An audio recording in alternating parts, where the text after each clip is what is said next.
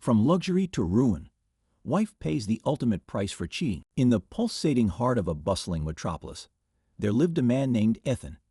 Known far and wide for his unyielding strength and formidable presence, Ethan had carved out a life for himself through sheer grit and determination. He was a man who commanded respect, a man whose name carried weight in every circle he moved in. Ethan was not someone to be trifled with, and everyone knew it. Ethan's journey had been anything but easy. Born into a harsh world where weakness was a liability, he had learned early on that survival meant being tougher and smarter than everyone else. His father was a mean drunk, quick with his fists and slow with his words. His mother was a ghost in her own home, living in constant fear of the next beating. By the time Ethan was 16, he was already fighting.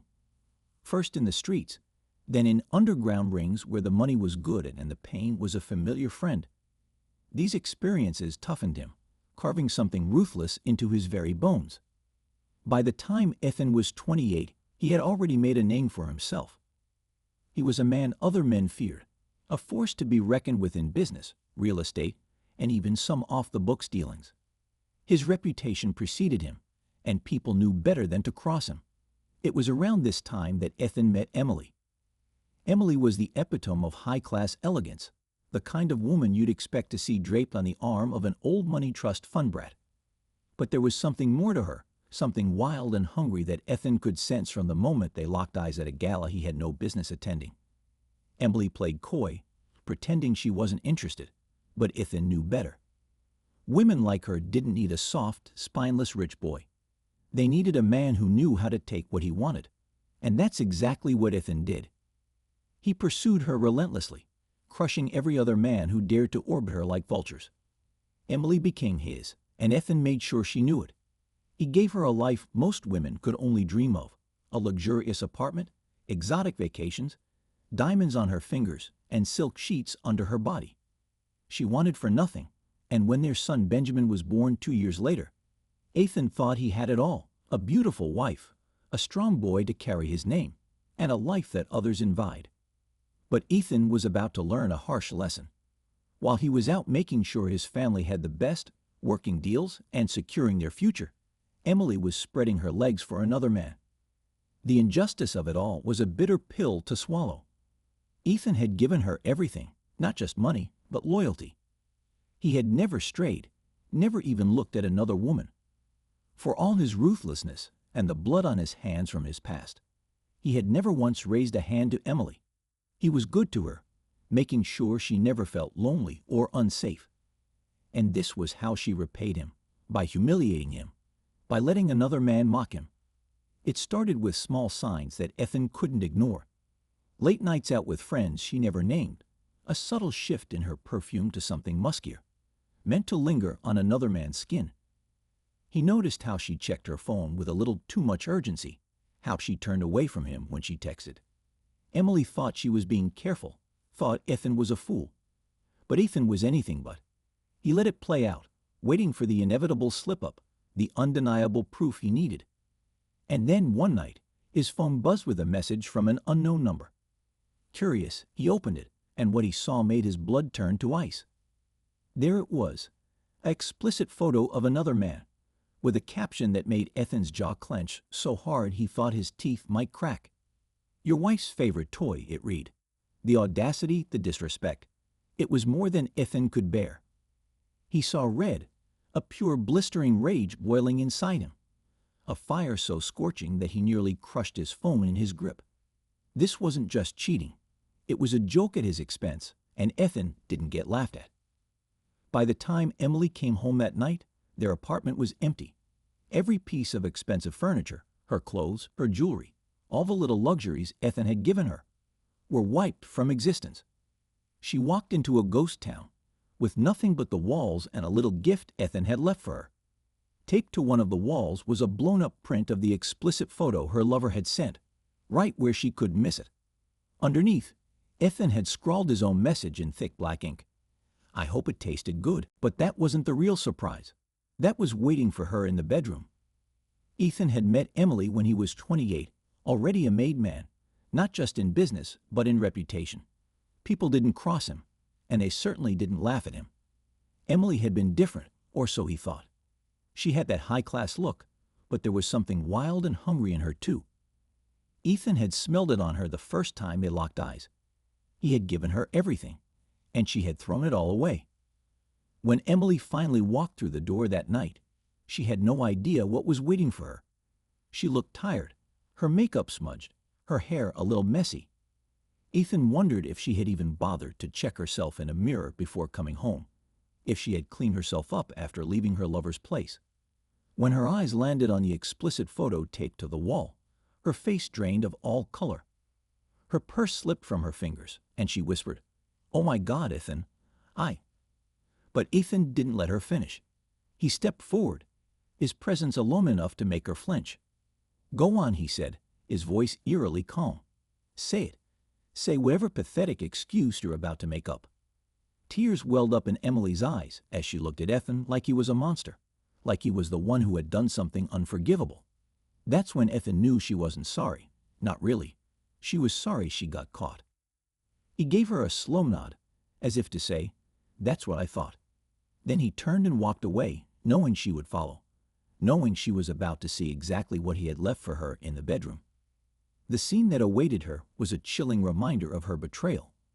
On a table, laid out like a work of art, were all the little reminders of her infidelity, her wedding ring, printed copies of every text she sent her lover, a USB drive labeled "Play Me," and the outfit she wore in the video Ethan found on her lover's phone.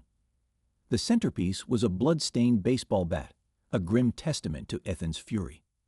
Emily's eyes flicked to the bat, then to Ethan, horror blooming in her expression. What did you do?" she whispered. Ethan smiled, but it wasn't a warm smile, not a kind one. It was the smile of a predator. "I handled it," he said. The truth came out in a rush. Emily's legs finally gave out, and she collapsed to her knees, her breathing shallow. "Michael, I never meant for you to find out like this," she sobbed. Ethan scoffed. "That's what you're worried about? How I found out? Not the fact that you spread your legs for some punk who didn't even have the balls to fight back." Tears streamed down Emily's face, but Ethan was unmoved. He had loved this woman, had given her his loyalty, his strength, his name, and she had thrown it all away. He crouched in front of her, gripping her chin, forcing her to look at him. "Why?" he demanded. "Why him?" Emily swallowed hard, and for a moment, Ethan thought she'd lie. But then she surprised him. "You scared me," she whispered. "You're too much, Ethan. Too powerful, too intense. I couldn't breathe around you." Ethan laughed, a bitter, hollow sound. "So you thought taking another man's cock would help with that?" He said. Emily closed her eyes. "Dominic wasn't better than you," she said. "He was less demanding, less controlling, less everything. I just wanted to feel free." Ethan stared at her for a long moment, then leaned in close and whispered in her ear, "You want to be free." Emily shuddered, and Ethan stood up, pulling something from his pocket, a key. He dropped it in front of her. "The key to your new home," he said. Emily frowned, looking down at the key, then back up at Ethan. "What are you talking about?" she asked. Ethan stepped aside, revealing what was behind him. The open closet contained a single suitcase, the only thing Emily had left. No more luxury, no more silk sheets, no more designer clothes. "You wanted less," Ethan said. "Congratulations. Now you have nothing." Emily's face crumpled. "Michael, please," she begged. But Ethan cut her off with a sharp look. "I want you out now," he said. Emily hesitated. "What about Benjamin?" she asked. Ethan's jaw clenched. "Our son. You don't deserve to be his mother," he said. Emily gasped, shaking her head furiously. "You can't do that," she said. "I already did," Ethan replied. He stepped forward, towering over her, watching as she shrank under his gaze. "I have proof," he said. "Proof that you abandoned your family for some lowlife, that you prioritized your cock-hungry lifestyle over your own child. No court will give you custody." Emily's face crumpled in despair as she looked at the photos, her hands trembling. "Ethan, I never wanted it to come to this," she whispered, her voice choked with tears. But the reality was undeniable.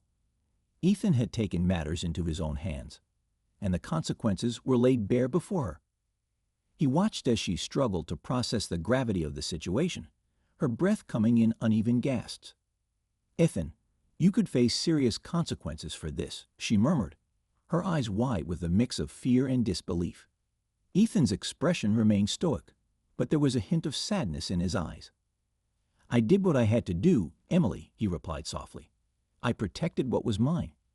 As he turned to leave, he paused at the door, his voice steady but tinged with regret. "Emily, you need to understand something. People will see this situation from their own perspectives.